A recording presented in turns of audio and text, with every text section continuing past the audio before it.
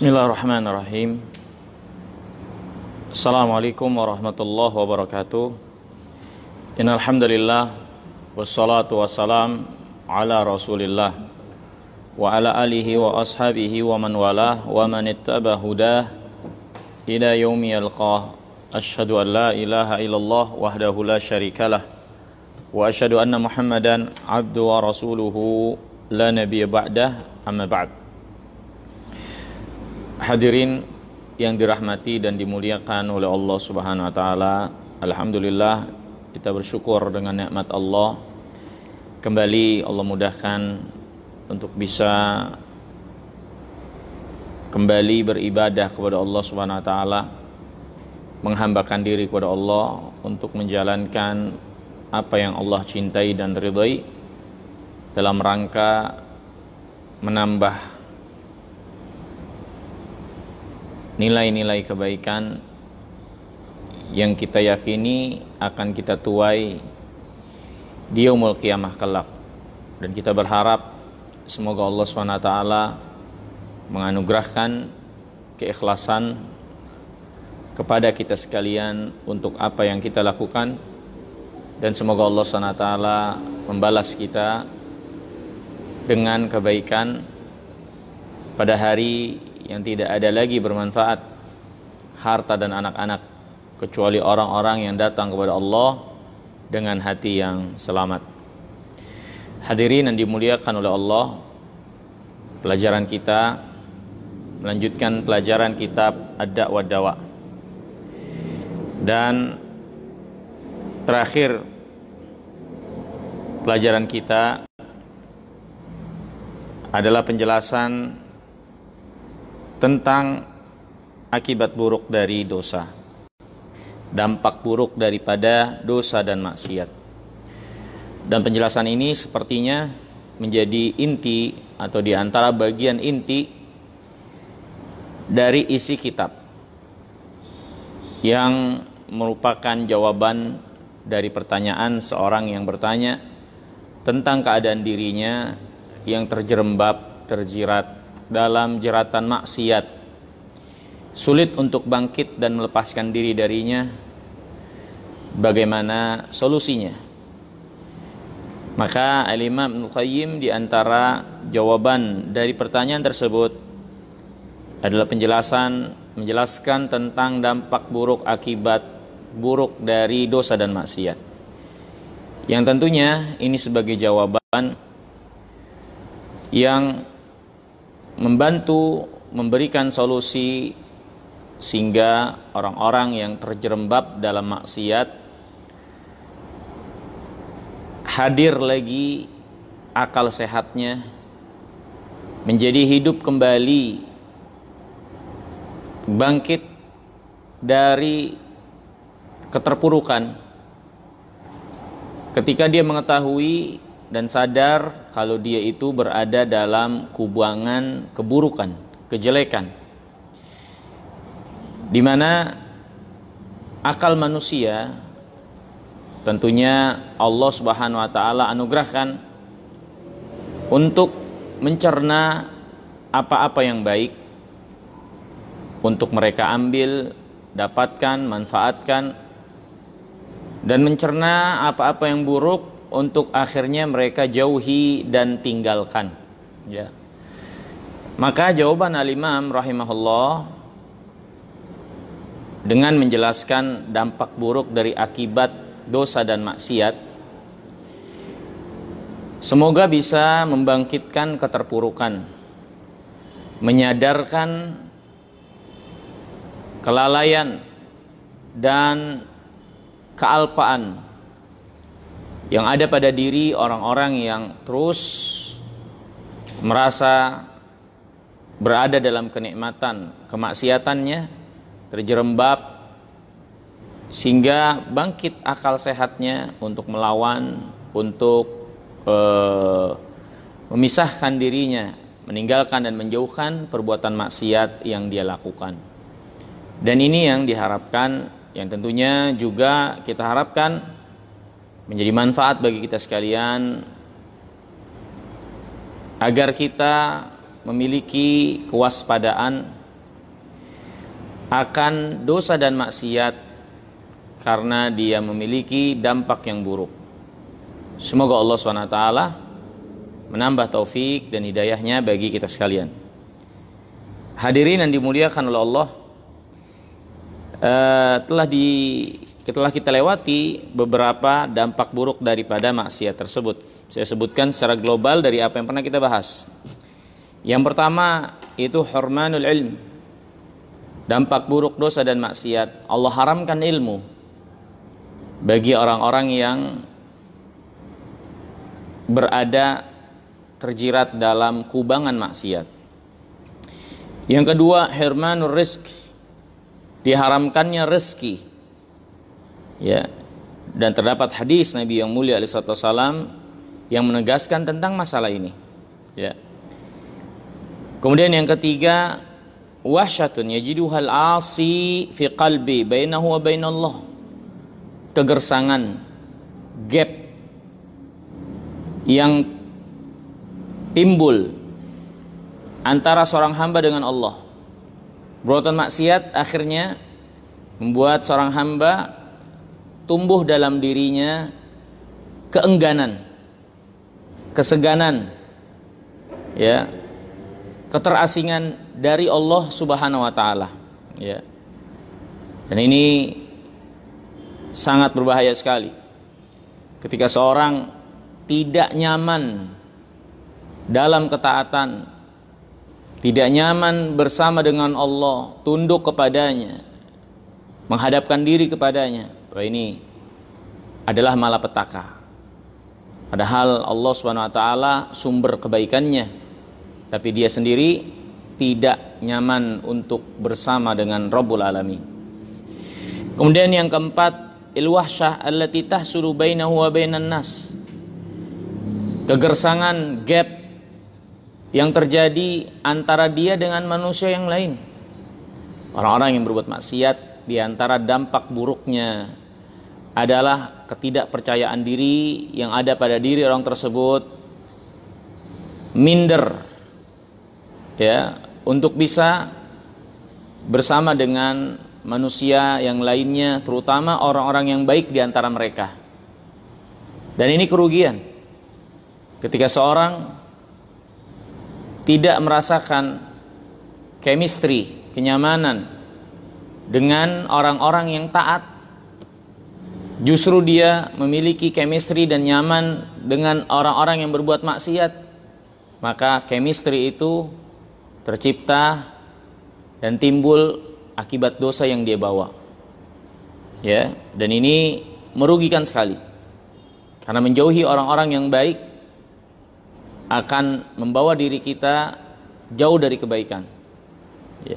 Kemudian di antara akibat dan dampak buruk dari dosa dan maksiat, ta'siru umurihi alaih, urusannya menjadi sulit baginya, yakni dia menemui banyak jalan buntu dalam urusannya, kesulitan yang dia dapatkan dalam urusannya. Ini di antara dampak buruknya, ya, jalan buntu dalam setiap urusan yang dia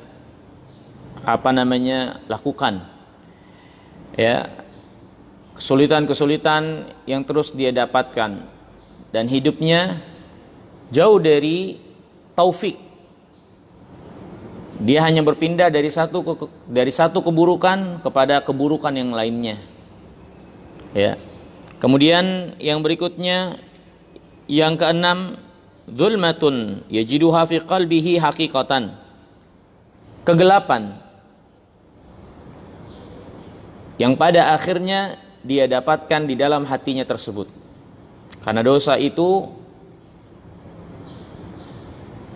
menjadikan titik hitam pada hati pelakunya, kecuali dia bertobat. Kalau tidak, titik hitam itu terus menyelimuti hatinya, ya. Dan kalau kegelapan itu sudah menguasai hati, dia tidak lagi bisa melihat yang benar dan yang salah, kecuali apa yang menjadi dorongan hawa nafsunya, ya. Nah, ini yang telah kita bahas di kesempatan yang lalu. Kita lanjutkan. Imam Al-Qayyim itu menyebutkan kurang lebih 50 lebih akibat dampak buruk dari dosa dan maksiat. Sebagiannya akan kita dalami dan sebagiannya akan kita lewatkan, hanya menyebutkan secara global saja karena sebagian penyebutannya itu sudah terkandung dalam makna yang pernah kita bahas, ya. Yang ketujuh, Al-Imam mengatakan anal ma'asi tuhinul qalbi wal badan. Maksiat itu melemahkan hati dan badan. Ya, melemahkan hati dan badan, ya. Adapun melemahkan hati maka jelas. Karena kalau hati itu kuat, maka dia dapat melawan dorongan-dorongan maksiat. Ya, kalau hati itu kuat, dia akan melawan dorongan-dorongan maksiat. Kalau hati itu kuat, dia akan menekan kemaksiatan itu sehingga membawa seorang pelakunya bertobat kepada Allah. Tapi kalau hatinya tidak kuat karena ternyata faktor kemaksiatan dorongannya lebih mendominasi, maka akhirnya hati itu melemah, bahkan sampai mati. Ini jelas, ya. Kemudian adapun maksiat melemahkan badan, ya. Maksiat melemahkan badan, maka kata Imam Al-Qayyim alasannya wa amma wahanuhu lil badan. Adapun kelemahan yang menimpa badan karena sebab maksiat, fa innal mu'mina quwwatuhu min qalbi. Seorang mukmin sesungguhnya kekuatan mereka berasal dari hati mereka. Hati mereka yang kuat itu menjalarkan kekuatan pada badan mereka. Wa kullama qawiya qalbuhu qawiya badanuh. Ya, bertambah kuat hatinya akan bertambah kuat juga badannya. Ya. Adapun para pendosa, maka mereka jikapun memiliki badan yang nampak kuat, rajin berolahraga, mengencangkan otot-otot dan membesarkannya, maka kekuatan badannya itu akan menipu diri mereka di saat mereka butuh kekuatan tersebut. Ya. Kekuatan itu akan mengkhianati mereka di saat kekuatan badan itu mereka perlukan. Ya. Kata Imam Al-Qayyim, perhatikan oleh kita sekalian.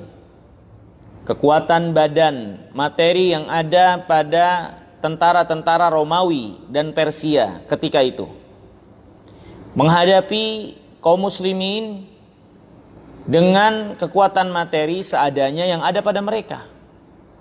Dua kerajaan Persia dan Romawi ketika itu adalah kerajaan adidaya yang mendominasi dunia, bumi ketika itu. Ya. Akan tetapi berhadapan dengan orang-orang beriman dengan kekuatan material seadanya yang ada pada mereka, maka kekuatan materi mereka, kekuatan badan mereka menipu mereka sehingga mereka tidak berhasil, tidak bisa melawan, menguasai, memenangkan peperangan, ya, atas orang-orang beriman, ya. Kata Imam Ibnu Qayyim, wa ta'ammal quwwata abdani Faris war Rum kaifa khanathum. Perhatikan kekuatan badan yang ada pada orang-orang Persia dan Romawi. Mereka orang-orang yang bertubuh kekar, tentara-tentara yang terlatih otot-ototnya. Tapi ketika mereka butuh pada kekuatan itu menipu mereka. Ya. Orang-orang beriman justru menguasai mereka. Karena orang beriman, kekuatan mereka yang bersumber dari hati mereka yang kuat menjalar kepada kekuatan fisik mereka. Maka ini hadirin yang dimuliakan oleh Allah SWT. Nanti akan dibahas lagi oleh Imam bagaimana dosa dan maksiat itu benar-benar melemahkan fisik, sedangkan ketaatan itu menguatkan fisik setelah sebelumnya menguatkan hati. Ya. Di antara dalil akan hal ini hadis Nabi SAW tentang Fatimah, anak beliau radhiyallahu ta'ala anha, yang mengadukan kepada Rasulullah akan berat pekerjaan rumah tangganya. Dan dia meminta agar Rasulullah menghadiahkan atau membantunya dengan seorang pembantu rumah tangga. Kemudian Rasulullah Shallallahu Alaihi Wasallam menawarkan kepada Fatimah sesuatu yang lebih baik daripada pembantu yang dia minta, yaitu Rasulullah mengajarkan menjelang tidurnya dia menghadap ke arah kanan atau tidur di atas lambung kanannya, kemudian mengucapkan Subhanallah 33, Alhamdulillah 33, dan Allahu Akbar 33. Ya. Yang dengan itu Allah akan memberikan kekuatan lebih baik daripada seorang pembantu. Kemudian Fatimah pun mengamalkan apa yang ditunjukkan oleh ayahnya tercinta tersebut. Di kemudian hari dia mengatakan bahwasannya dia mendapati suatu perbedaan pada dirinya dari kekuatan yang lebih baik daripada keberadaan seorang pembantu di dalam mengurus rumah tangganya. Ya, ini dalil yang dijelaskan juga oleh para ulama bagaimana ketaatan itu menguatkan fisik, menguatkan badan, dan kemaksiatan pasti sebaliknya dia akan melemahkan fisik. Ya, kalaupun ada orang yang nampak kuat fisiknya, kencang otot dan besar ototnya, bersamaan dengan itu dia berada di atas kekufuran atau kemaksiatan, ketahuilah besarnya otot, kekuatan fisik itu akan menipu dia pada saat kekuatan fisik itu dibutuhkan olehnya. Tidak akan bermanfaat buat dia kekuatan fisik itu kalau dia melatih kekuatan fisiknya tanpa dibarengi dengan ketaatan kepada Allah Subhanahu wa taala. Ya. Kemudian yang ke-8 dijelaskan oleh penulis, di antara dampak buruk dari maksiat, hurmanut ta'ah. Seorang diharamkan dari ketaatan. Hadirin yang dirahmati dan dimuliakan Allah. Ini di antara dampak buruk yang sangat kita khawatirkan. Perbuatan maksiat yang dilakukan akhirnya menghalangi seseorang untuk taat kepada Allah Subhanahu wa taala. Ya. Menghalangi dari jalan ketaatan. Ya. Memutuskan dia dari jalan yang menghantarkannya kepada ketaatan. Ya. Kata Imam Al-Qayyim, "Falau lam yakun lidzambi uqubatun illa annahu yasuddu an ta'atin takunu badalah wa yaqta'u tariqa ta'atin ukhra fayanqati' alaihi bidzambi tariqun thalithun thumma rabi'atun wa halumma jarra fatanqati anhu bidzambi ta'at katsirah kullu wahidatin minha khairun lahu minad dunya wa ma 'alaiha wa hadha karajulin akalatan atau aklatan aujabat lahu maradatan tawilatan mana'athu min iddati akalat atyab minha Allahul musta'an." Nanti akan ada penjelasan tentang rinciannya. Di sini disebutkan secara global kata Imam, kalaulah tidak ada akibat buruk selain dari ini, maka ini cukup menunjukkan keburukan dosa maksiat. Di mana dosa dan maksiat itu menghalangi seseorang dari satu ketaatan. Di mana ketaatan yang luput darinya tergantikan dengan maksiat. Dan akhirnya dia terputus dari jalan ketaatan berikutnya. Kemudian terputus dari ketaatan yang berikutnya, yang ketiga, keempat, dan seterusnya. Akhirnya banyak ketaatan dia tinggalkan. Banyak ketaatan terputus dari dia. Ya, padahal satu ketaatan itu lebih baik daripada dunia dan isinya.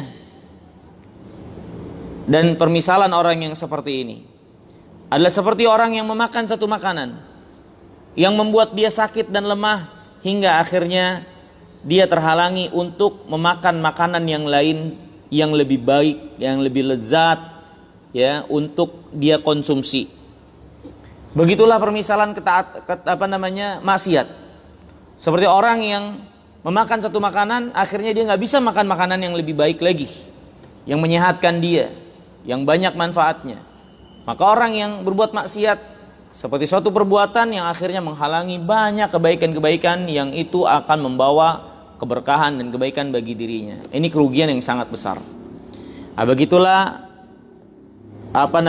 kemaksiatan, akan mengharamkan seorang dari ketaatan.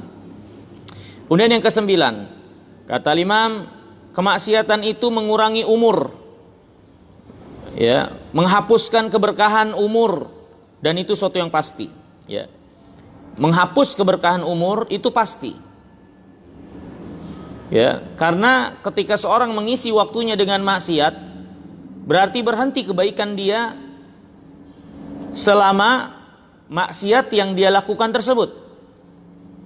Dan seorang yang berhenti dari satu kebaikan umurnya, nggak berkah dia. Karena yang namanya berkah adalah baik, tetap, dan berlangsung kebaikannya.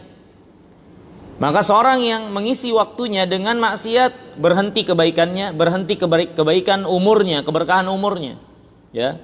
Nah, berselisih para ulama, maksiat mengurangi umur. Apa yang dimaksud maksiat mengurangi umur? Ada beberapa pendapat dari mereka.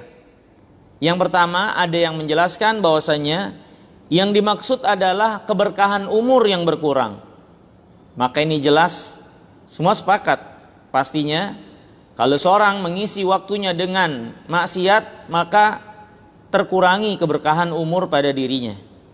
Sebagian lagi mengatakan enggak, keberkahan umur itu suatu yang pasti, tapi mengurangi umur maksudnya adalah mengurangi umur itu secara hakiki. Ya, ini benar-benar mengurangi jumlah kesempatan hidup dia. Ya. Kenapa bisa demikian? Ya, ini Allah Subhanahu wa taala, ya, bisa saja menjadikan keberkahan rezeki, umur yang ada pada seseorang dengan sebab ini Allah mentakdirkan bagi seseorang suatu umur, suatu rezeki. Tapi Allah Subhanahu wa taala juga menetapkan kalau si hamba ini, ya, melakukan satu sebab-sebab hingga rezeki dan umurnya Allah tambahkan, maka Allah tetapkan penambahan itu bagi dirinya. Dan ini yang dimaksud dengan sabda Nabi yang mulia salawatullah wassalamuhu alaihi, man ahabba an yunsa fi rizki an yunsa fi umuri wa yuwassa fi rizki falyasil rahimahu. Siapa yang ingin dipanjangkan umurnya, diluaskan rezekinya, maka hendaknya dia menyambung hubungan rahim. Ya. Kalau ada yang mengatakan bukankah rezeki dan ajal sudah Allah putuskan, sudah Allah tetapkan, maka kita katakan iya. Keterangan itu datang dari Nabi SAW. Kemudian apa maksud sabda Nabi SAW ini? Berarti ada umur-umur dan rezeki yang Allah lebihkan dari ketetapan dahulunya. Maka dijelaskan para ulama, ya, maknanya adalah Allah menetapkan bagi seorang hamba rizki dan ajal sebagaimana adanya, tetapi Allah juga menetapkan kalau si hamba ini menempuh sebab-sebab hingga Allah panjangkan umur dan rezekinya, maka Allah tambahkan bagi dia. Di antaranya ini yang terkandung dari sabda Nabi, yaitu dia benar-benar sungguh-sungguh dipanjangkan dan ditambahkan rezekinya karena dia menyambung rahim. Ya. Karena dia menempuh sebab itu, Allah pun panjangkan umurnya. Allah pun luaskan rezekinya. Ya. Nah, ini hadirin yang dimuliakan Allah. Sehingga sebagian para ulama mengatakan orang yang berbuat kebaikan, khususnya menyambung rahim, ya, benar-benar Allah luaskan dan tambahkan rezekinya. Ya. Dan sebaliknya, orang yang berbuat maksiat benar-benar itu Allah kurangi rezeki dan ajalnya. Ya. Kekurangan rezeki sudah kita sebutkan. Ini hadis Nabi SAW, innal abda la yahrum ar-rizqa bidzambi yusibu. Sungguh seorang hamba benar-benar diharamkan, ya, rezeki dengan sebab dosa yang dia lakukan, ya. Jadi benar-benar umurnya itu Allah kurangi dengan sebab kemaksiatan yang dia lakukan, ya. Sebagian lagi dijelaskan para ulama, ya, yang dimaksud panjang dan berkurangnya umur yaitu efek pengaruh maksiat itu mengurangi kehidupan. Mengurangi kehidupan. Ya. Kenapa demikian? Karena Allah berfirman, orang-orang kafir itu amwatun ghairu ahya. Mereka itu mati dan tidak hidup. Jadi hakikat hidup seseorang adalah ketika dia berada dalam taat. Kalau dia berada dalam maksiat, dia itu hakikatnya mati. Ya. Jadi yang dimaksud mengurangi umur, yakni mengurangi kehidupan dalam umurnya. Karena yang dia isi dengan kemaksiatan tidak terhitung sebagai kehidupan. Ya. Jadi ada 3 pendapat para ulama tentang panjang dan berkurangnya umur seseorang berkait dengan maksiat. Ya. Ala kulli hal, Al-Imam Ibnul Qayyim mengatakan, wabil jumlah fal abdu idza arada anillah washtaghala bil ma'asi dha'at alaihi ayyamu hayatihil haqiqatu allati yajidu gibba idha'atiha yawma yaqul ya laitani qaddamtu li hayati. Ya. Fala yakhlu imma an yakuna lahu ma'a dzalika tatallu ila masalihihi ad-dunyawiyah wal ukhrawiyah aw la. Fa lam yakun lahu tatallu'un ila dzalika faqad dha'a alaihi umru kullu wa dhahabat hayatuhu batilan wa in kana lahu tatallu'un ila dzalika talat alaihi at-tariqu bisababil awaiq wa ta'assarat alaihi asbabul khairi bihasbi istighalihi bi adadiha wa dzalika nuqsanun haqiqiyyun min umri wa sirrul mas'alati anna umral insan muddatu hayatihi wa la hayata lahu illa bi iqbalihi ala rabbih wa tana'um bi hubbihi wa dzikrihi wa ithar mardatihi. Ya. Maka Imam Ibnu Qayyim menjelaskan wabil jumlah, ya, kesimpulannya seorang hamba kalau dia berpaling dari Allah, menyibukkan diri dengan maksiat, maka dia akan menyia-nyiakan hari-hari dari kehidupannya secara hakiki. Dan dia akan mendapatkan kehilangan itu pada hari di yaumul qiyamah nanti, yang Allah sebutkan perkataan orang-orang yang menyesali kehidupan yang dahulu, ya laitani qaddamtu li hayati. Wahai alangkah celaka saya, apa yang telah saya persembahkan untuk kehidupan saya. Maka maknanya tidak keluar. Ya, kemungkinannya adalah yang dimaksud orang ini, ya, melihat kepada apa yang menjadi kemaslahatannya duniawiyah atau akhirat, atau dia tidak melihat. Kalau dia melihat kepada itu semua dan ternyata sia-sia umur yang selama ini dia jalani, maka berarti kehidupannya itu adalah kehidupan yang batil. Kalaupun dia tidak melihat kembali apa yang dahulu dia jalani, ya, maka talat alaihi tariqu bisababil awaiq, ya, menjadi panjang baginya jalan dia dengan sebab banyaknya penghalang, dan menjadi berat sebab-sebab kebaikan karena sibuknya dia terhadap keburukan. Dan itu sejatinya pengurangan yang hakiki dari umurnya. Ya. Walhal kata Imam Ibnu Qayyim, intinya bahwasanya umur seseorang itu adalah panjang kehidupannya. Dan gak ada kehidupan kecuali ketika hamba itu menghadap kepada Allah, menikmati kecintaannya kepada Allah, mengingat Allah dan mendahulukan ridha Allah, dan itu kehidupan yang hakiki. Walhasil ada 3 pendapat para ulama tentang masalah ini. Ya, apapun yang menjadi ketetapan, maka semuanya tetap kerugian dan dampak buruk daripada maksiat. Kemudian yang ke-10 kata Imam, maksiat itu menumbuhkan keburukan yang lain. Ya, al-ma'asi yuwallidu ba'duhu ba'dan. Maksiat melahirkan kemaksiatan berikutnya. Ya. Maksiat itu melahirkan keburukan berikutnya. Sebagaimana kebaikan melahirkan kebaikan, maka keburukan pun melahirkan keburukan yang lainnya. Ini yang kita khawatirkan juga.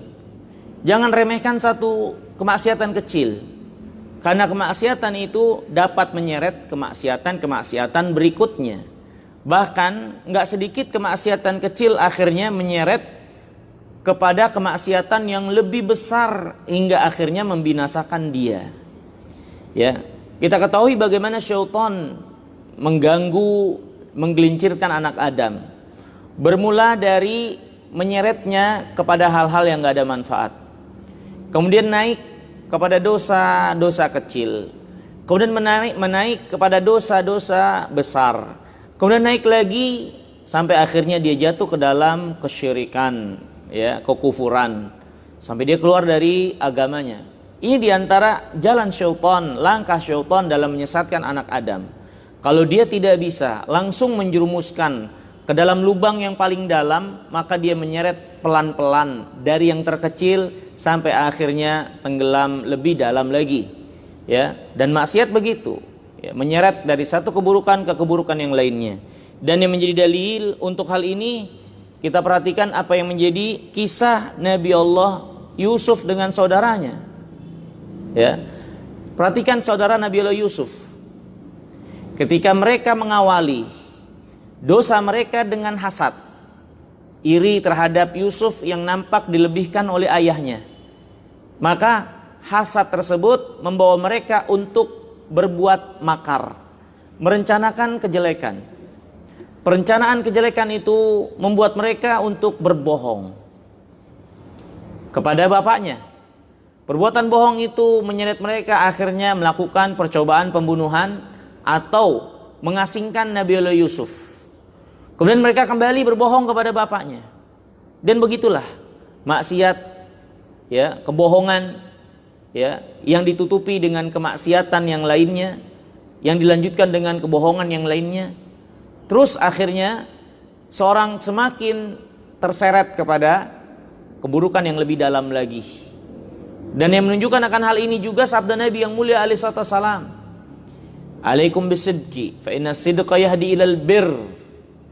Hendaklah kalian berlaku jujur, karena jujur membawa kepada kebaikan-kebaikan. Sebaliknya kata Nabi, "Wa iyyakum wal kadzib." Jauhi oleh kalian dari dusta. Fa innal kadzib yahdi ilal fujur. Karena berbohong, berdusta itu menyeret kepada perbuatan-perbuatan dosa. Berarti kebaikan menyeret pada kebaikan berikutnya, begitu juga dengan keburukan akan menyeret kepada keburukan berikutnya.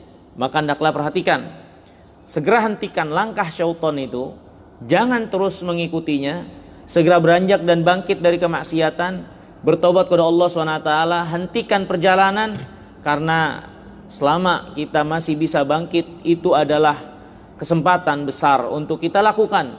Kalau semakin dalam terjerembab, maka bisa jadi bangkit dan bangun daripada keterpurukan maksiat lebih sulit lagi.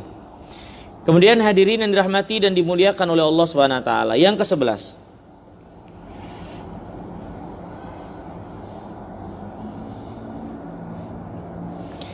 Kata penulis rahimahullah, wa huwa min akhwafiha 'alal abdi, dan diantara yang paling mengkhawatirkan menimpa seorang hamba akibat maksiatnya, annaha tud'iful qalba an iradatihi. Maksiat itu melemahkan tekad, melemahkan keinginan hati untuk baik, untuk taat. Ya. Imam rahimahullah mengatakan, ya, walau attalal mujrimul maksiyah wa aqbala ala ta'ah la daqat alaihi nafsu. Ya, kalau seorang yang berbuat maksiat, bergelimangan maksiat, berhenti dari kemaksiatannya, maka hatinya jadi sempit. Karena hatinya sudah merasa nyaman dan tenang, menemukan tempat dalam kemaksiatan itu. Kalau hati sempit untuk bangkit berbuat taat, lemah hati itu. Berarti hati itu gak punya keinginan, gak punya antusias untuk kebaikan. Ya. Sehingga ketika seorang yang sudah semakin dalam maksiatnya, sulit dia menemui kebangkitannya. Bahkan kalau dia berusaha bangkit, justru dia mendapatkan ketidaknyamanan. Ketidaknyamanan untuk bangkit dari maksiat. Ini bahaya. Ya. Seorang terbuai dengan maksiat yang dia lakukan. Dia nggak sadar kalau dia itu berada dalam kubangan kotoran. Bahkan ketika dia berusaha bangkit, justru itu tidak menyamankan dia. dan dia merasa lebih nyaman dengan kubangan kotoran itu. Ya. Dan ada makhluk yang seperti itu, yang menjadi pelajaran buat kita sebagai permisalan yang buruk, yaitu seekor babi, di mana babi ini punya tabiat senang dengan kubangan kotoran. Kalau diberi tempat yang bersih, dia lebih memilih kubangan kotoran. Maka kita jangan jadi seperti itu. Ya, jangan jadi seperti itu. Contohnya lagi lalat hijau. Ya. Dikasih tempat bersih, wangi, dia nggak datang, dia nggak berkumpul, dia tidak hinggap. Tapi kalau diletakkan kotoran, maka dia hinggap dan dia nyaman di situ. Ya, ada makhluk yang seperti itu, dan kita jangan sampai seperti itu. Ya, justru ketika dihindangkan kebaikan, diajak pada kebaikan, kita nggak nyaman dengan itu. Tapi kalau keburukan justru malah nyaman. Naudzubillah, nas'alullah salamat wal afiyah. Maka ini diantara dampak buruk dari maksiat. Antusias hati, keinginannya untuk kebaikan jadi lemah, bahkan hilang.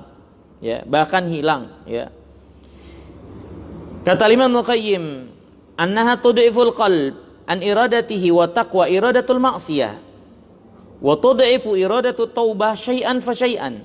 Maksiat melemahkan hati untuk menginginkan kebaikan karena kuat keinginan untuk maksiat, melemahkan keinginan untuk taubat sedikit demi sedikit. Ila an tansalikh min qalbihi iradatu taubah bil kulliyah, sampai akhirnya keinginan untuk taubat dari hatinya benar-benar terlucuti, hilang, habis, enggak berbekas.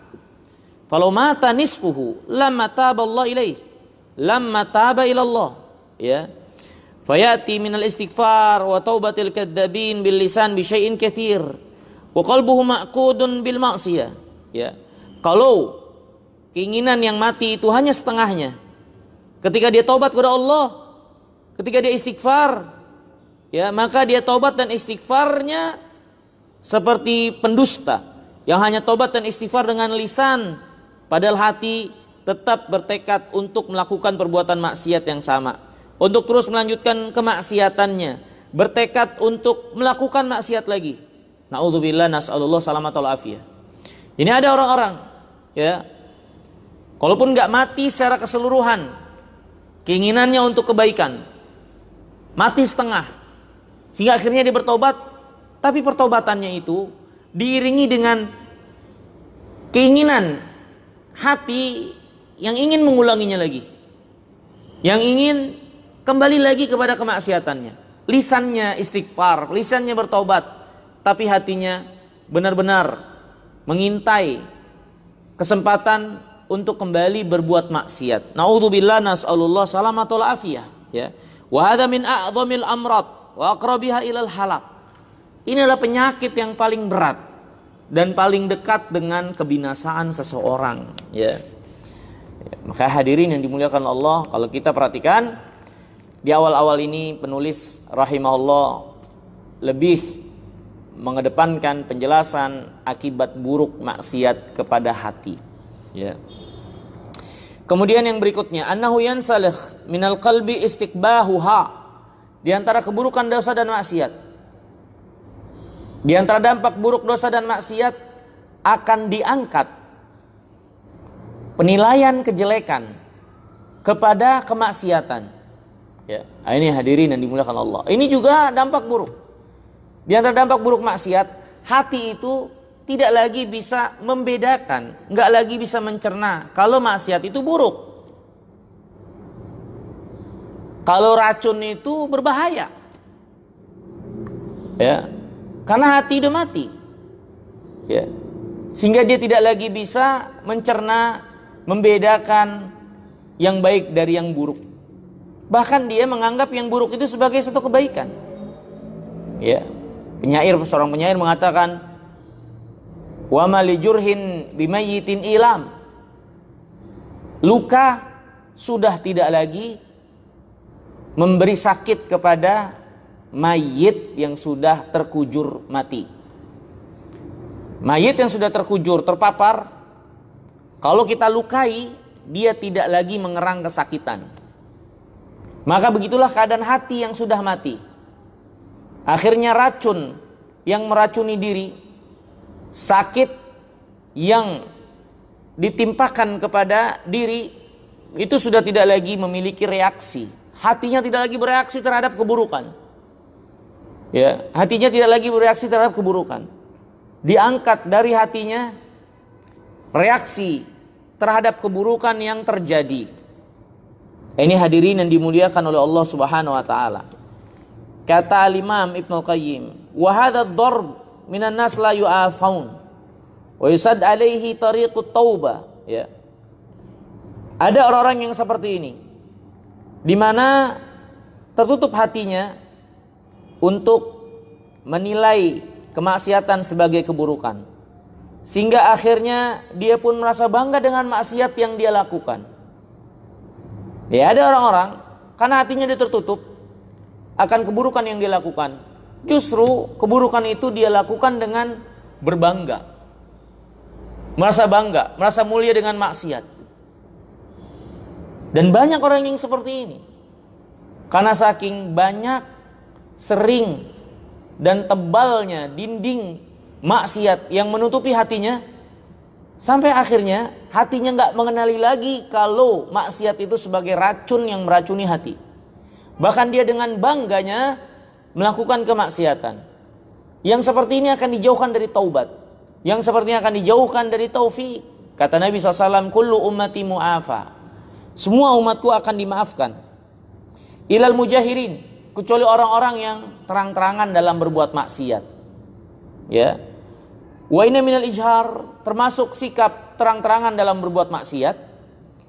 Jadi seorang yang sudah Allah tutup perbuatan maksiatnya yang dia lakukan di pagi hari, ya, atau yang dia lakukan di malam hari. Kemudian di pagi hari sudah Allah tutup, nggak ada yang tahu. Pagi hari dia malah cerita-cerita kepada orang lain seolah-olah dia berbangga semalam dia telah berbuat maksiat. Dan itu banyak orang yang melakukan di zaman kita. Perbuatan maksiat yang dilakukan jadi suatu kebanggaan, prestis tersendiri untuk dibincangkan di hadapan kawan-kawannya yang sama dengan dia, ya, yang sejalan dan sewarna dengannya. Na'udzubillah, nas'alullah salamata wal afiyah. Nah, yang seperti ini kata Nabi SAW tidak akan dimaafkan. Itu sulit baginya menemui pintu taufik dari taubat kepada Allah Subhanahu wa taala. Ya. Maka hadirin yang dimuliakan oleh Allah Subhanahu wa taala, ini diantara pengaruh dampak buruk dosa bagi hati, ya. Kemudian kata Imam, anna kulla maksiatin minal ma'asi faya mirathun an ummatin minal umam allati ahlakaha Allahu azza wajal. Maksiat apapun itu yang dilakukan, semuanya sedikit banyaknya adalah warisan umat-umat terdahulu yang sudah Allah binasakan. Ya.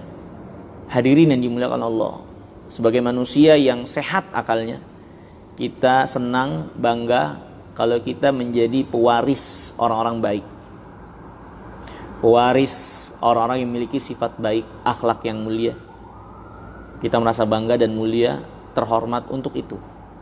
Ya, ini kita manusia, ya, dan kita sebagai manusia yang normal malu, gak enak hati kalau kita mewarisi orang-orang yang buruk, jelek dalam sikap, perilaku, perangai dan seterusnya. Itu gak membanggakan, itu membuat malu.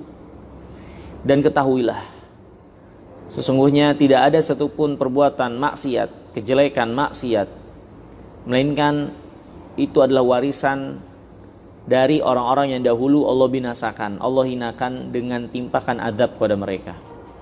Sebutkan contoh daripada maksiat itu, maka itu adalah perbuatan yang dahulu sama dilakukan oleh orang-orang sebelumnya yang telah Allah binasakan. Jadi gak usah bangga dan jangan merasa mulia dengan maksiat. Itu warisan orang-orang yang Allah murkai, orang-orang yang brengsek, ya. Contoh kata Imam Al-Qayyim, homoseksual. Ini warisan kaum Lut. Bangga sama dengan kaum Lut, Kaum Lut itu sudah Allah binasakan.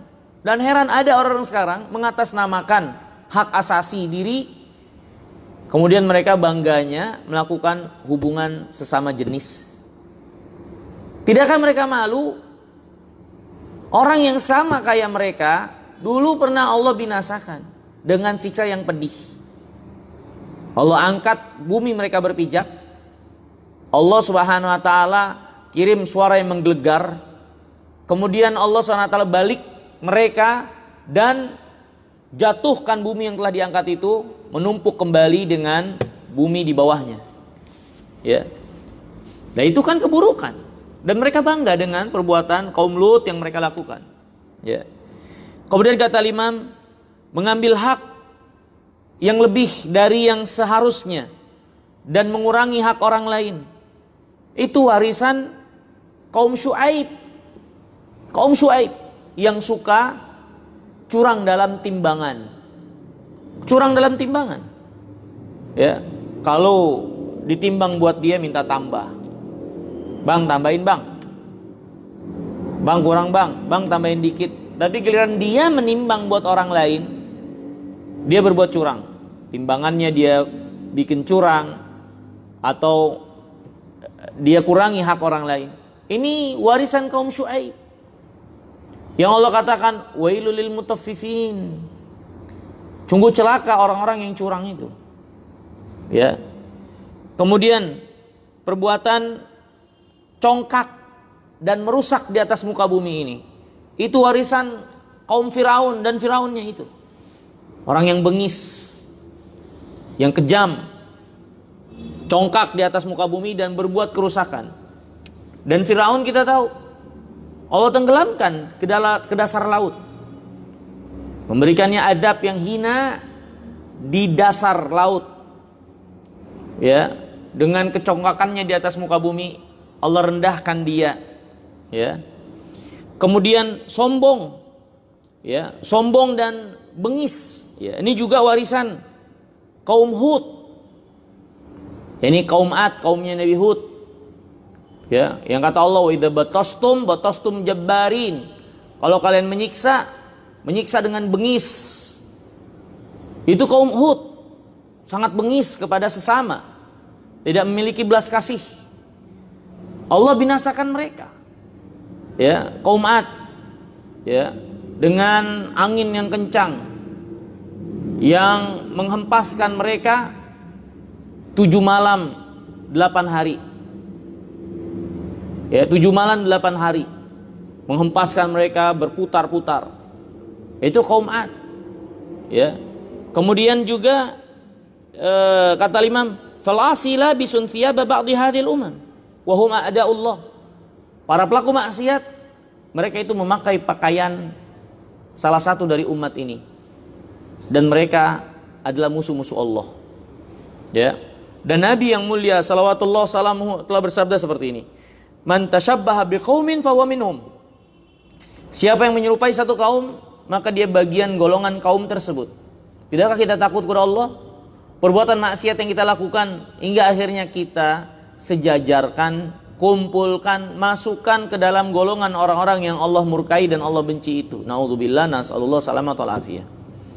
Ya, ini hadirin yang dimuliakan Allah. Penjelasan dari Al-Imam Al-Qayyim. Tidakkah ini menghentakkan diri kita untuk bangkit dari keterpurukan maksiat, bangkit dari kehinaan maksiat ini? Kita nggak mau jadi orang-orang yang Allah murkai, Allah benci, atau dikumpulkan bersama orang-orang yang Allah murkai dan Allah benci.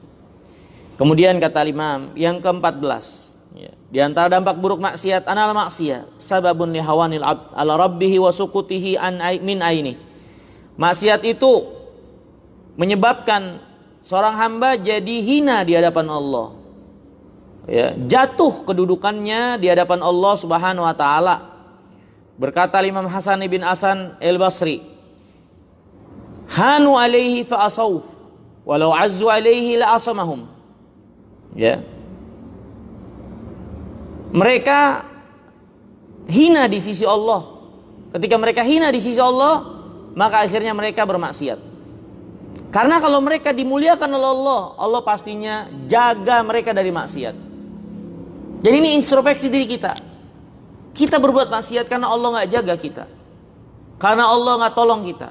Karena Allah nggak pelihara kita, jadi kita berbuat maksiat.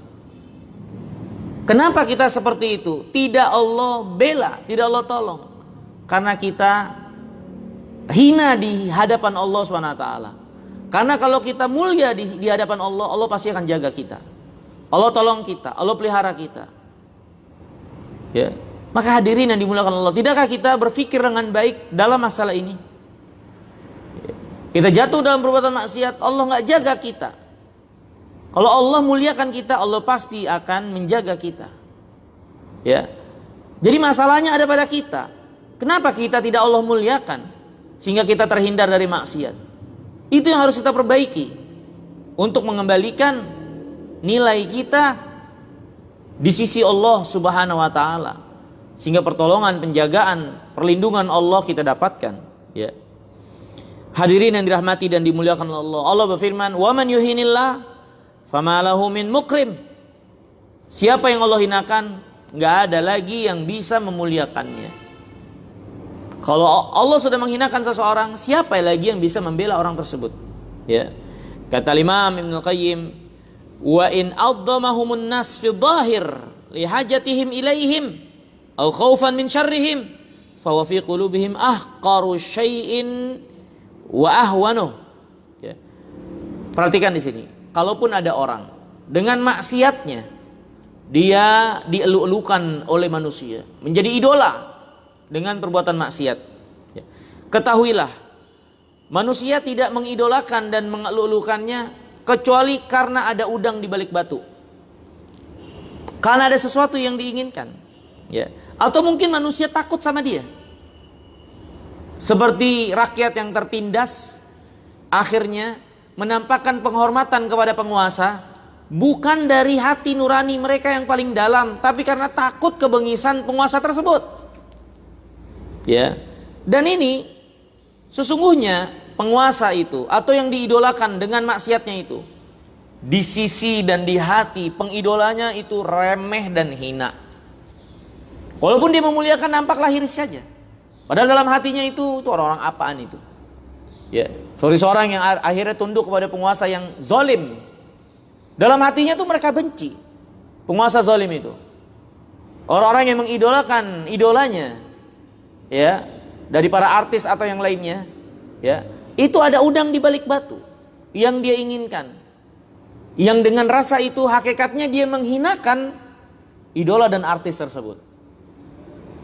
Ya, sehingga di antara bentuknya urusan pribadinya ingin berusaha dimasuki, dia mencampuri, tidak ada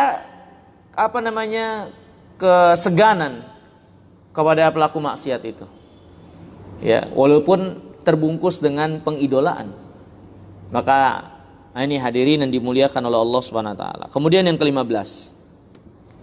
Annal 'abda la yazul yartaqibu dzamba hatta yahuna alaihi wa yasghura fi qalbihi wa dzalika alamatul halak. Ya. Fa inna dzamba kullama saghara fi 'ainil 'abdi 'aduma indallah. Seorang hamba yang terus berbuat maksiat, di antara dampak buruknya hamba itu akhirnya menganggap remeh maksiat yang dia lakukan. Ya, dan para ulama mengatakan di antara sebab dosa menjadi besar adalah peremehan dosa yang dilakukan. Dosa yang besar kalau dilakukan dengan penuh penyesalan dan takut kepada Allah, akhirnya dosa itu jadi kecil. Tapi dosa kecil kalau dianggap remeh pelakunya, maka akhirnya dosa itu besar di sisi Allah Subhanahu wa taala. Nah, di antara dampak buruk dosa, seorang akhirnya meremehkan dosa yang dia lakukan, ya. Dalam hadis Abdullah bin Mas'ud atau athar dari Abdullah bin Mas'ud, Ibnu Mas'ud mengatakan, "Innal mu'min yara dunubahu ka'annahu fi asli jabalin yakhafu an yaqa alaih. Wa innal fajira yara dunubahu kadubabin waqa'a ala anfihi faqala bihi hakadha fatar." Sesungguhnya orang mukmin, kata Ibnu Mas'ud, memandang dosanya seolah-olah dia itu berdiri di bawah gunung yang besar yang dapat menghantamnya. Itulah seorang mukmin menganggap dan melihat dosanya. Tapi seorang yang fajir, pelaku dosa, sebaliknya, menganggap dosanya ibarat lalat yang hinggap di hidung, yang bisa dengan mudah dia hempaskan begitu saja. Itu para pelaku dosa, orang-orang fajir dengan dosa mereka, menganggap remeh dosa. Dan penganggapan atau peremehan dosa itu dosa yang lain selain dosa yang dia kerjakan.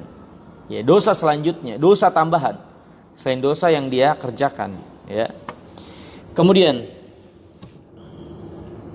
kata Imam Al-Qayyim yang ke-16, ana ghairahu minan nas wad dawab ya'ud alaihi syu'm dunubi. Makhluk yang lain dari manusia dan haiwan akhirnya terkena kesialan, dampak buruk dosanya. Kesialan dampak buruk dosa dialami bukan hanya pada atau dialami oleh pelaku, tapi makhluk di sekitarnya pun ikut kena imbas. Ya. Ikut kena imbas. Allah berfirman, wattaqu fitnatan la yusibanna alladziina dzalamu minkum khassah.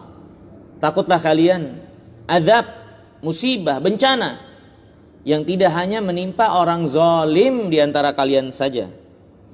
Ya. Jadi kalau kemaksiatan sudah merajalela, menyebar, dan Allah menurunkan bala dan azab, yang merasakan bukan hanya pelaku maksiat, bahkan makhluk yang lainnya pun ikut terkena efek buruknya. Ya, bahkan haiwan, tertahannya hujan, akhirnya hewan-hewan pun terkena mudaratnya, karena mereka perlu air untuk kehidupan mereka. Orang-orang yang saleh ketika datang azab dari Allah, mereka pun ikut tergulung. Jadi yang kena bukan hanya pelaku maksiat, tapi orang-orang yang ada di sekitar, makhluk yang di sekitar pun ikut terkena dampak buruknya. Ya. Kemudian yang ke-20, annal maksiyatu risudul walabut fa inal izza kullal izz fi taatillah. Maksiat itu menurunkan kehinaan, maksudnya mewariskan kehinaan. Dan itu pasti, karena yang namanya kemuliaan adalah dengan taat kepada Allah. Allah berfirman, man kana yuridul izzata falillahil izzatu jami'an. Siapa yang ingin kemuliaan, maka kemuliaan itu milik Allah semuanya. Maka apa yang ada di sisi Allah tidak akan didapatkan kecuali dengan taat. Dan barang siapa yang mencarinya tidak dengan ketaatan, yang dia dapatkan adalah kehinaan. Kemudian yang ke-18, anal ma'asi tufsidul akla. Maksiat itu merusak akal. Ya. Dan kata Imam, akal itu punya cahaya, yang dengan cahaya itu dia mencerna yang baik yang buruk, memilah dan memilihnya.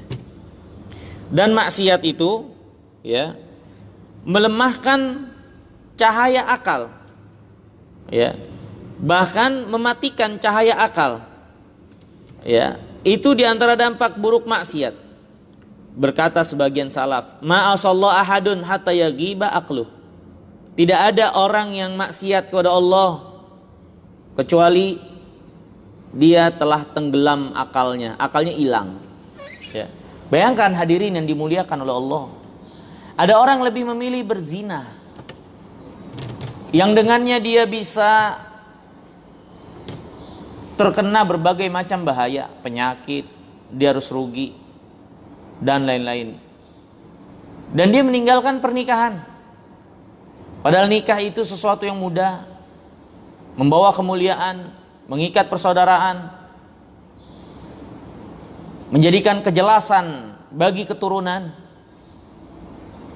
ya, kebersihan yang didapatkan, jauh dari penyakit-penyakit yang buruk, yang jelek. Akal mana yang bisa terima? Ada orang yang lebih mendahulukan perzinahan daripada pernikahan. Ya. Ini dan seterusnya. Banyak maksiat-maksiat itu yang kita perhatikan. orang-orang yang melakukannya tidak berpikir panjang. Tidak berpikir panjang. Ya. Menumpahkan darah tanpa hak. Menumpahkan darah tanpa izin yang diizinkan, dibenarkan oleh Allah. Ya. Ini sangat bertolak belakang dengan akal sehat. Kalau orang yang akalnya sehat, dia akan takut untuk menumpahkan darah itu tanpa hak. Karena dia tahu konsekuensinya, dia bisa habis kebaikannya nanti di yaumul qiyamah. Nabi yang mulia salawatullah wassalamu alaihi pernah bersabda, yang pertama Allah selesaikan urusan di antara hamba adalah permasalahan darah. Dan Nabi SAW menjelaskan nanti akan dipanggil korban-korban pembunuhan tanpa hak itu. Mereka dipanggil dalam keadaan menyeret para pelakunya, menjenggut kepalanya dan nyeret untuk menghadap Allah. Dan mereka mengatakan, ya Allah, sal hadza lima qatalani. Tanya orang ini, kenapa dia membunuh saya? Ya. Dan bagaimana kalau nanti Allah berikan kesempatan korban pembunuhan itu untuk mengambil haknya yang telah dirampas dengan zalim di saat semua butuh kebaikan? Apakah kita mau menjadi orang yang akhirnya diambil kebaikan semuanya oleh orang yang kita bunuh tanpa hak? Benarlah ketika Nabi SAW bersabda, la zala rajulun fi fushatin min dini ma lam yusib daman haraman. Seorang itu berada dalam keluasan, kelapangan di dalam urusan akhiratnya, agamanya, kembalinya dia kepada Allah, selama dia tidak menumpahkan darah yang haram untuk ditumpahkan secara sia-sia. Jadi bahaya. Ya, jadi bahaya. Mana ada akal yang terima sehingga akhirnya dia menjadi orang yang bangkrut, pada hari dia butuh bekal yang banyak. Maka orang yang berbuat maksiat, dia sejatinya telah menyembunyikan dulu akal sehatnya untuk dia akhirnya lakukan maksiat itu. Ya, orang yang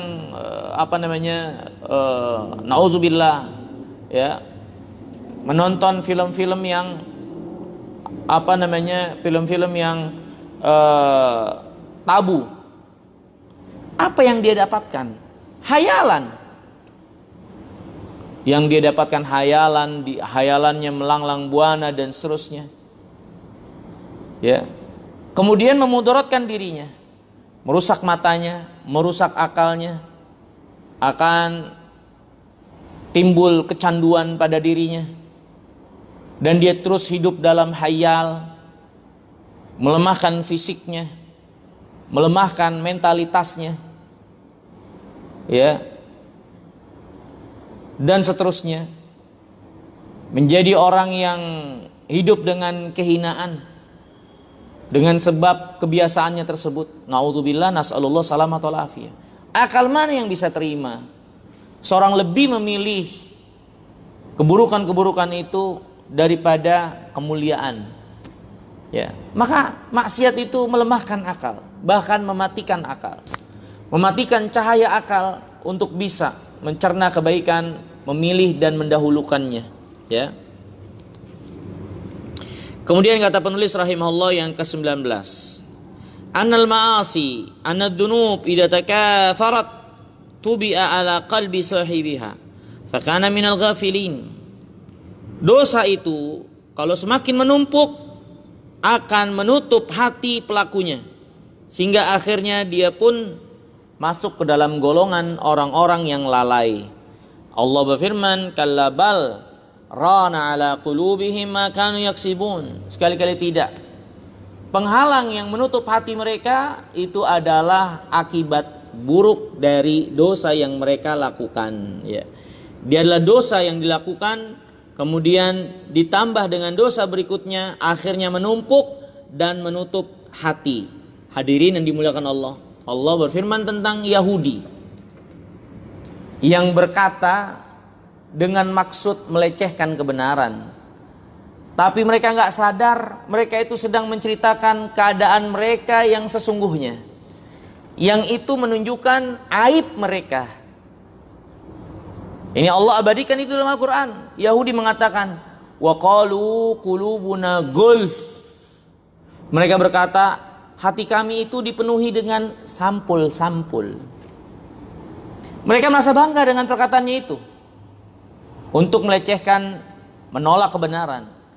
Padahal itu aib. Dan begitulah hati.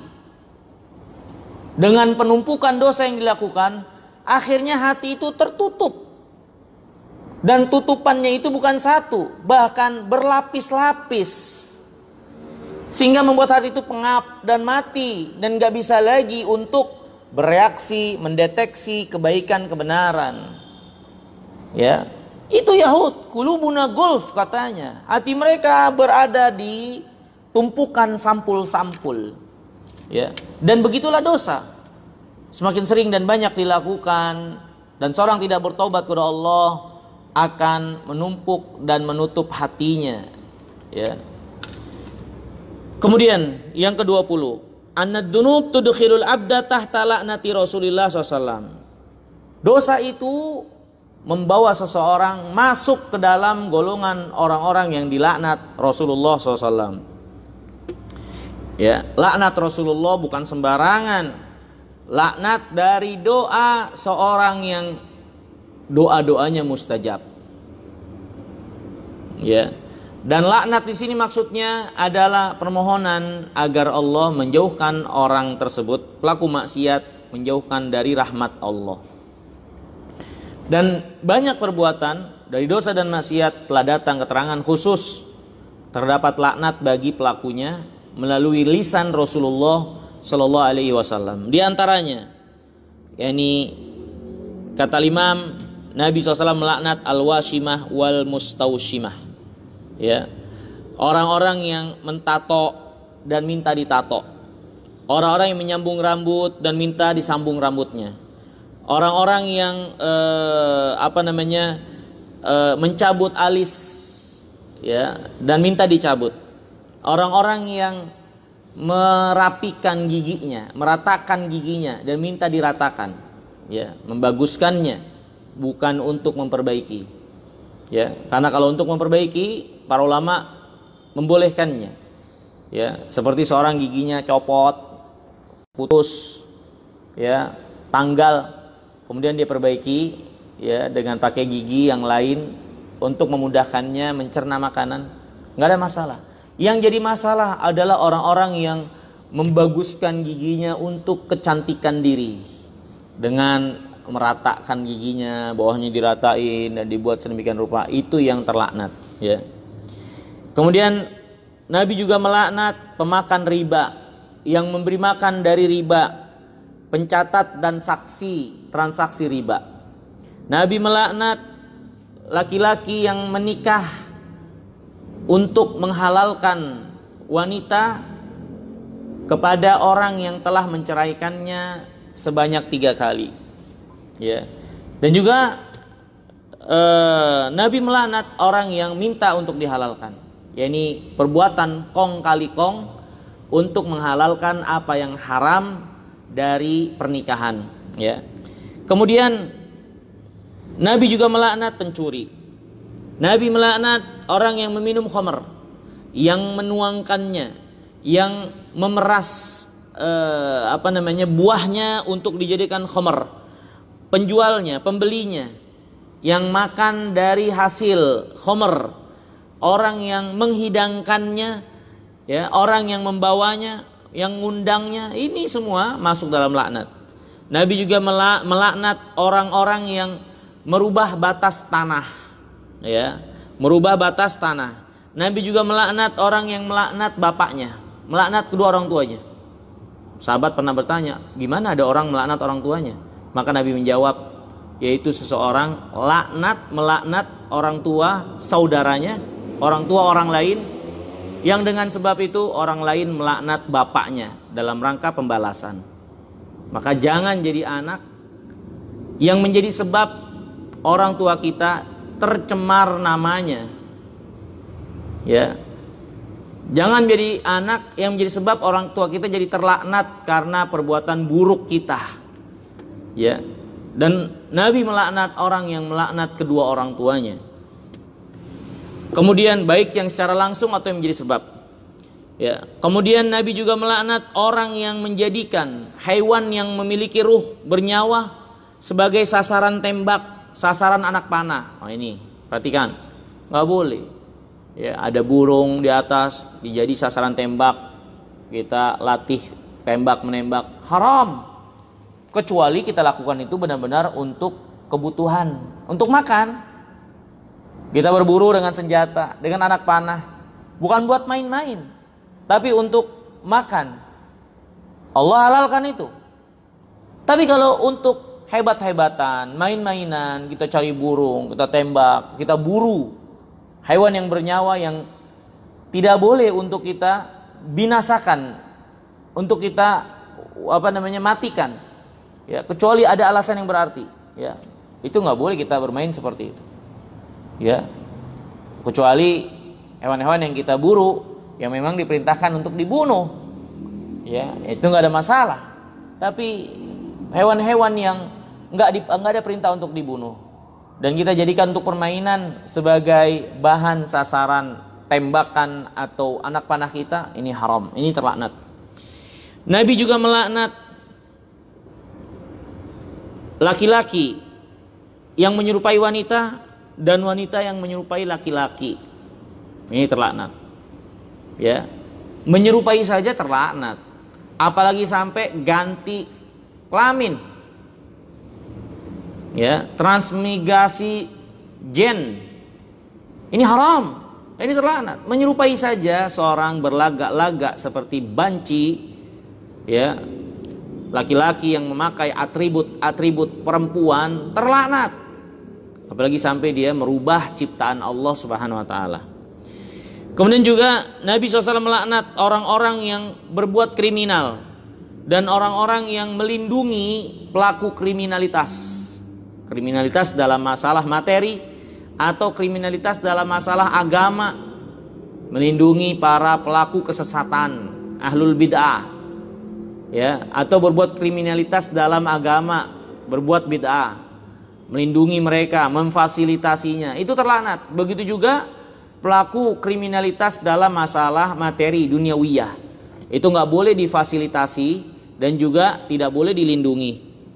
Juga Nabi SAW melaknat para perupa makhluk hidup yang menggambar dan membuat rupa-rupa dari makhluk hidup. Ya, itu terlaknat. Karena ini termasuk perbuatan menandingi ciptaan Allah Subhanahu wa taala dan termasuk jembatan yang menjembatani kepada perbuatan syirik. Terutama kalau yang digambar-gambar itu dengan tangan dari makhluk hidup adalah orang-orang yang dianggap kesolehannya. Kemudian Nabi juga melaknat orang yang melakukan perbuatan kaum Lut. Nabi melaknat orang yang mencaci maki bapaknya dan mencaci maki ibunya. Ya, Nabi SAW melaknat orang-orang yang menyesatkan orang buta dari jalan. Ya, orang buta bukannya diarahkan jalannya, ditunjukkan jalan yang benar, ini malah disasarin. Ya. Nabi SAW juga melaknat orang-orang yang menyetubuhi binatang. Ya. Dan ini ada orang yang kayak gitu. Ya, binatang disetubuhi, ayam, kucing yang biasa jadi korban, ya, dan juga hewan-hewan ternak. Ini haram. Ya. Hanya orang, dan nanti ada pembahasan tersendiri kata Imam. Penyakit suka kepada hewan, mendatangi lubang-lubang hewan itu. Nanti ada pembahasannya di akhir. Kemudian Nabi juga melaknat orang yang menandai hewan di mukanya. Ini hewan itu terkadang ditandain kan, dikasih ditindik kupingnya, dikasih cap. Ya, itu boleh, tapi jangan di mukanya, di badan, di kaki. Dan itu bukan mencacati, tapi itu sebagai tanda. Nabi juga melaknat orang-orang yang memudaratkan orang Islam atau merencanakan rencana jahat, makar kepada orang Islam. Ya. Nabi juga melaknat perempuan-perempuan yang banyak ziarah kubur, karena hal ini akan menyeret kepada keburukan. Ya, perempuan-perempuan yang nggak tahan dan penuh dengan emosional ketika dia sering ziarah kubur, terutama kuburan orang yang dia cintai, akhirnya melakukan hal-hal yang nggak rasional. Kuburan lah diajak ngobrol, dia curhat sama penghuni kubur. Ternyata penghuni kubur itu mantan suaminya. Ternyata penghuni kubur itu orang tuanya. Dia curhat, Pak, Bu, mohon maaf, saya mau nikahin anak. Ini nggak rasional. Makanya Nabi melaknat perempuan yang sering ziarah kubur, ya, karena ini akan melemahkan emosinya untuk berbuat hal-hal yang irasional. Kemudian juga Nabi SAW melaknat orang-orang yang menjadikan kuburan sebagai masjid, karena ini adalah perkara yang menyeret kepada kesyirikan, hingga orang-orang akan mengkeramatkan kuburan, sehingga yang diibadahi bukan lagi Allah tapi penghuni kubur, ya.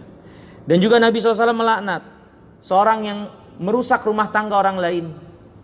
Ini seorang laki-laki yang mempengaruhi istri orang lain sehingga membenci suaminya.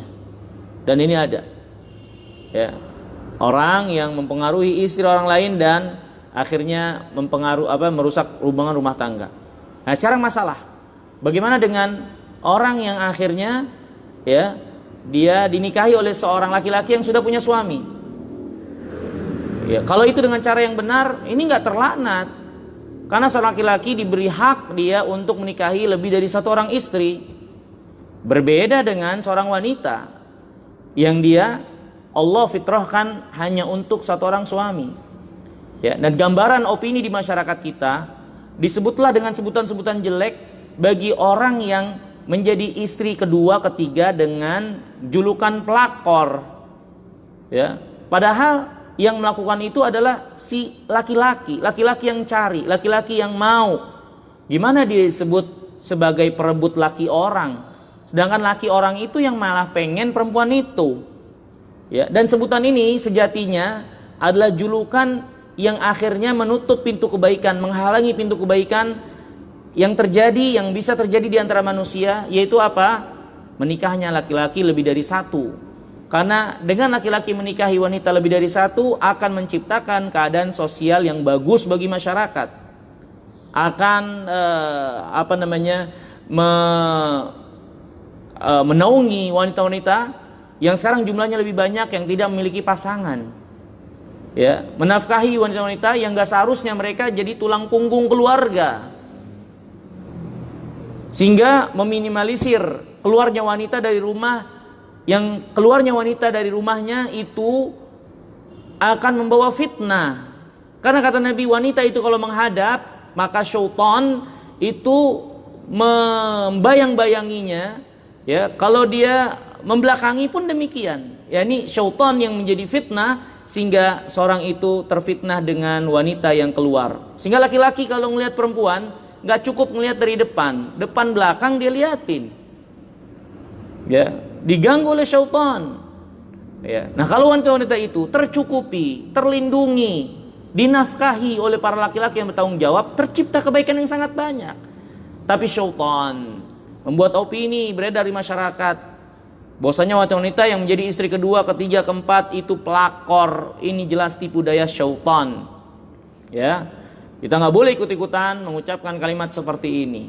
Ya, di situ ada sesuatu yang halus yang akhirnya membuat gambaran jelek bagi masyarakat akan amaliyah yang mulia ini. Ya. Kemudian Nabi juga melaknat orang yang menyetubuhi istrinya di duburnya. Ya, ini memasuki lubang yang bukan seharusnya dimasuki, yaitu lubang dubur. Ya. Kemudian Nabi SAW juga melaknat wanita yang tidur dengan meninggalkan suaminya, ya, membelakangi suaminya, ya, atau dia marah kepada suaminya, ya, di tempat tidurnya, itu dilaknat oleh malaikat. Ya. Nabi juga terdapat keterangan laknat orang-orang yang menasabkan dirinya kepada yang bukan bapaknya. Kalau kepada bukan bapaknya itu terlaknat, bagaimana orang yang menasabkan dirinya kepada Rasulullah padahal nggak ada nyambungnya. Ya, kalau orang berbohong nasabnya kepada manusia biasa terlaknat, gimana orang yang berbohong nasabnya kepada Nabi SAW padahal dusta, nggak punya bukti, ya. Dan kalaupun dia benar, maka itu adalah beban berat karena dia membawa garis keturunan Rasulullah. Kalau dia berbuat jelek, ini merusak lebih parah daripada orang-orang yang nasabnya nggak sampai kepada Rasulullah, ya. Kemudian juga Nabi mengabarkan bahwasannya orang terlaknat juga, ya, orang-orang yang menghunus pedang kepada saudaranya, ya. Nabi juga melaknat orang yang mencaci maki sahabat, dan lain-lain.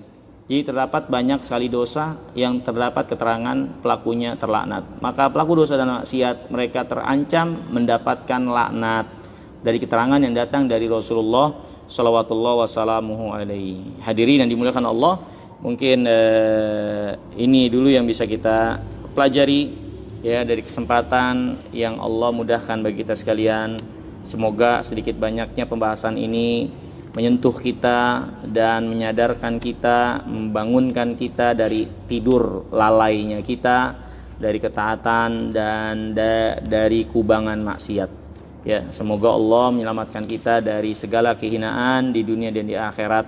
Allah SWT menjadi wali bagi kita yang menjaga dan memelihara kita tetap dalam kebaikan dan jauh daripada keburukan. Innahu waliyudzalika wal qadiru alaih. Mungkin ini dulu. Terima kasih banyak atas perhatiannya. Insyaallah kita akan lanjutkan di kesempatan yang selanjutnya. Ya, ini masih dalam kitab Ad-Da'wa Dawa. Wallahu ta'ala jalla wa ala wa alam. Subhanakallahumma wa bihamdika asyhadu an la ilaha illa anta astaghfiruka wa atubu ilaik. Assalamualaikum warahmatullahi wabarakatuh.